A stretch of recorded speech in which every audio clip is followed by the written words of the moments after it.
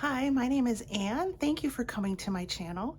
Today I'm going to talk about 3 lessons that I learned about the Camino while walking the Camino.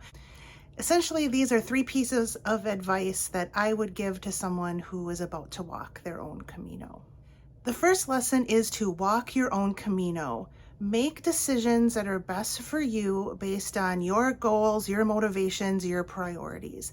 There's a number of choices that you will be asked to make either while you're in the planning stage or while you're actually on the Camino. Things like, are you going to ship a bag ahead? Are you going to book your accommodations in advance? Are you okay with taking transportation occasionally? All of these things are decisions that only you can make. Every once in a while, someone will say things like, well, a real pilgrim doesn't ship a bag ahead, or a real pilgrim does this or that. Don't listen to that. You determine what makes you a pilgrim, and that's the only thing that matters. So make the decisions that make the most sense for you without worrying about what anyone else might think of them. The second lesson that I learned is that the days tend to blend together after a while. I remember the first day pretty well. I remember the last couple of days pretty well, but everything in the middle, and I walked for 40 days. So we're talking 30 some days all blend together into one kind of big day. The days are very repetitive, of course. You're getting up, you're walking, you're stopping at bars occasionally, and then you're stopping for the day and eating some more and going to bed. There's not much more than that. So it does, like I said, tend to blend together. So my recommendation is to document your Camino in some way. So I did the daily videos that I posted here on YouTube. You could do a blog, you could do a journal, whatever is the best mode for you.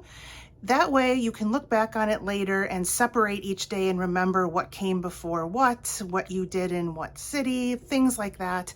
It really helps separate everything out a bit rather than just being kind of a blob in your memory, which is what I found to happen to me. And then the final lesson I learned on the Camino is that if there's ever anything wrong with your body, stop and deal with it immediately, or at least as soon as possible, because if you let it go too long, it could end up being Camino ending. I had 2 basically injuries on the Camino. One was a blister on the bottom of my foot, and I walked on it too long without doing something about it.